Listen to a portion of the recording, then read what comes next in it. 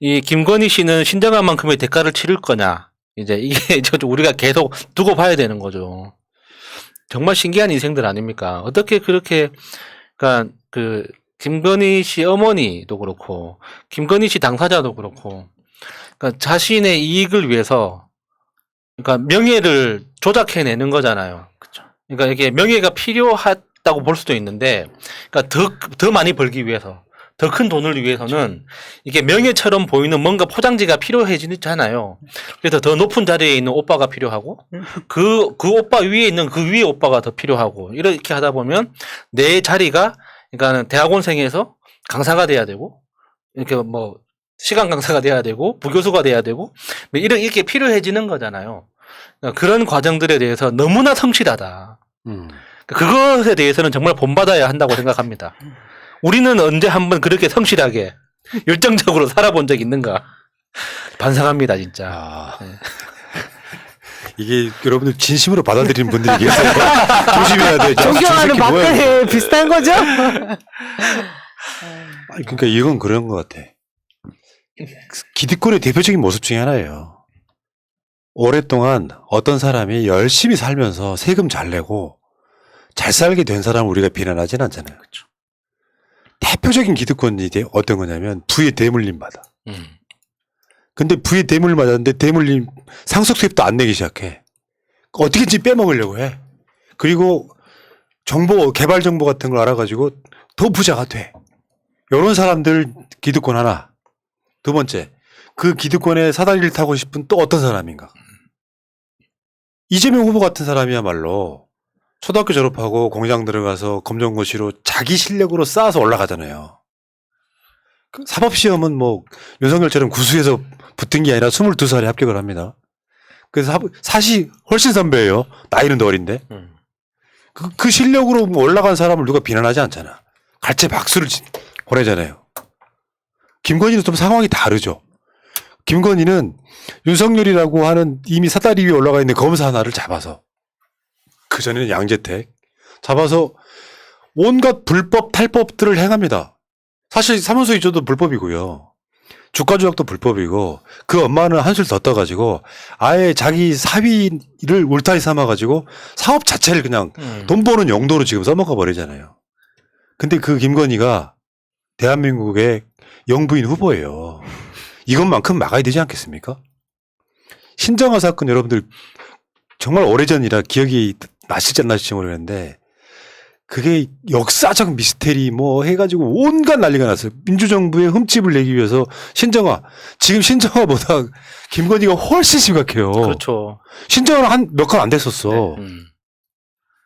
대학 유학 그때 뭐 외국 유학했던 예일대인가요? 그거를 학력을 위조했다고. 네, 근데 이제 신기한 건 신정아 씨는 당시에 그러니까 학력을 위조해서 어떤 큐레이터 역할을 했는데 실력이 좋아서 그 다음부터 실제로 경력이 만들어진 거예요. 네, 예. 그 실력을 업계에서 실력을 인정받아서. 근데 김건희 씨는 그런 케이스가 아니죠.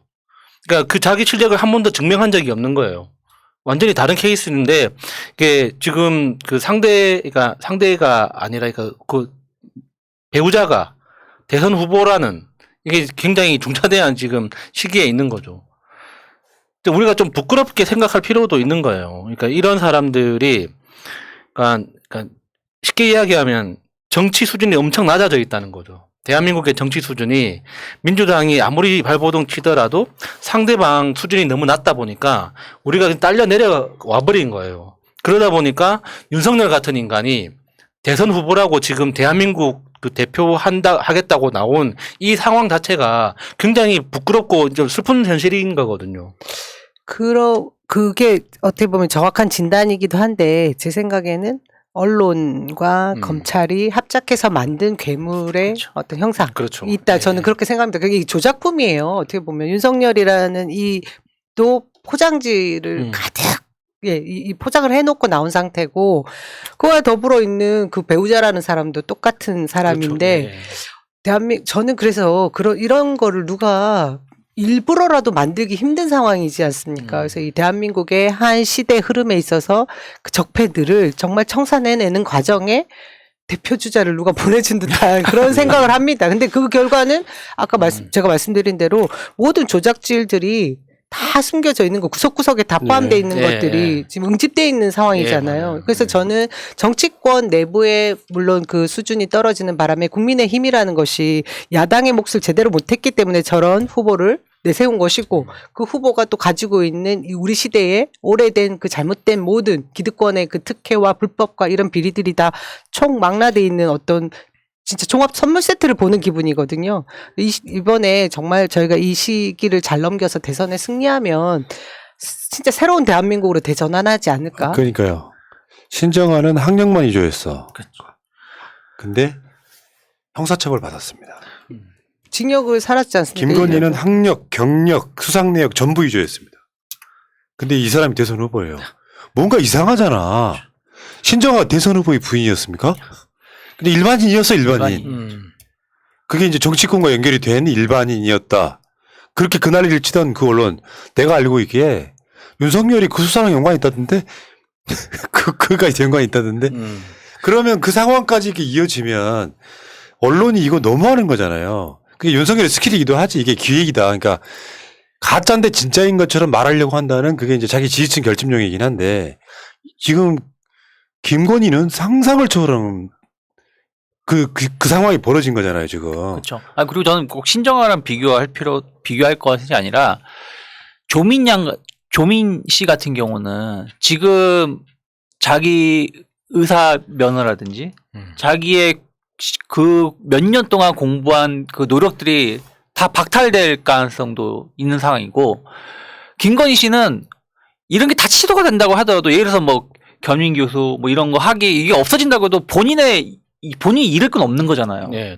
현금은 다 챙겼어요. 본인 현금 다 챙겼고 네. 본인 누릴 거 다 누렸고 본인이 예를 들어서 고졸이 되거나 이런 게 아니란 말이죠. 그러면은 누구한테는 관행이라 그래서 본인이 얻을 거 다 얻어가고 누구한테는 그런 관행조차도 정상적인 행위를 했음에도 불구하고 불법이다 그래가지고 자기의 모든 인생의 절반이 날아갈 정도의 처지에 놓인 거는 정말 하늘과 땅 차이다. 이런 거에 대해서 우리가 면밀히 따져야 된다 생각하고 있습니다.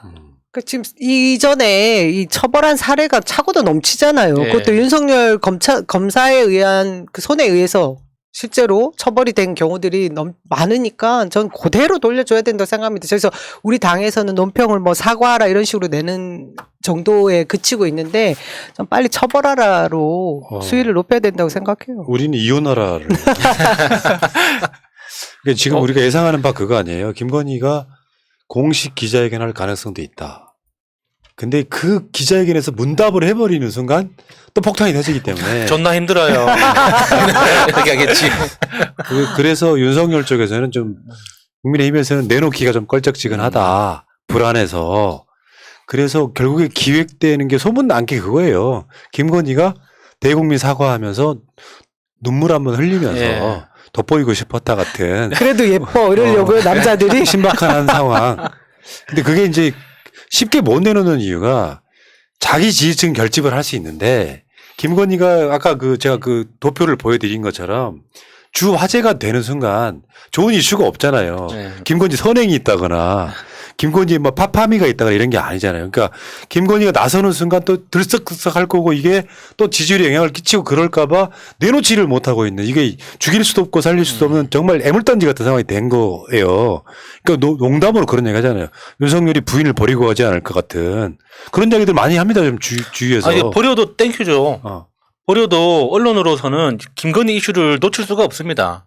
그러니까 그 수구리 그 건에 대해서 우리가 다 확인했다시피 최소 트래픽이 100만 단위입니다. 그러니까 그 더 팩트 있잖아요. 그게 2시간 만에 60만 조회수를 찍었단 말이에요. 그러니까 24시간 내에 200만 조회수를 넘었습니다. 그러니까 그렇게 장사가 잘 되는 이슈를 하나 잡았는데 언론들이 이거를 놓칠까요? 돈 되는 거란 말이에요. 김건희 뭐 윤석열 이게 중요한 게 아니라 일단 돈 되는 이슈를 하나 잡았기 때문에 이걸 절대 놓칠 수가 없어요. 그러니까 지금부터는 김건희가 등판하든 안 하든 계속 들이다 팔 수밖에 없어요. 김건희가 얼마나 장사가 잘 되는지 다들 확인을 했는데 그걸 누가 포기를 합니까? 내가 안 하면 누군가를 할 텐데. 그 장사보다 더 큰 보상을 하면 조용히 있겠네요. 그렇죠. 그러면 이제 갑자기 우울해지네. 장모님이 등판해야지. 그렇죠. 우리 사회 더 이상 괴롭히지 말게 예, 하면서. 예, 알겠습니다. 자, 오늘 또 열심히 한번 달려봤는데, 이놈의 뭐 이슈가 뭐 바람잘 날 없으니, 저는 그런 이야기 하나 드리고 싶어요. 어떤 사람이 방송 내내 나를 엄청 기분 나쁘게 한 댓글이 하나 있었어. 밖에 나가서 시민들 인터뷰라도 좀 해라. 쉽게 표현하면 방구석에 앉아서 입만 턴다. 그런 사람들은 내가 기본적으로 어그로 끌려고 들어오는 사람들이겠죠. 왜냐하면 대선 국면에서 제일 중요한 게 이런 뉴미디어를 통한 이슈 파이팅이에요. 방송 편하게 하는 거 같죠. 요거 하나 정리하는데 최소 5시간 걸려요. 그리고 퇴근했다가 다시 출근하면은 오늘 제가 낮 방송이 없었고 지금 이 오후 방송만 있잖아요. 그 방송 없어서 준비가 좀 더 철저히 된 측면이 있거든요. 도대체 뭘 바라는 걸까요? 1인 씨 우리한테, 가자. 우리한테. 저랑 1인 씨 가라고 그러는 것 같아요. 아니, 그러니까 그런 분들이 간혹 있는데 무슨 말인지는 알겠는데 이를테면 이런 거야.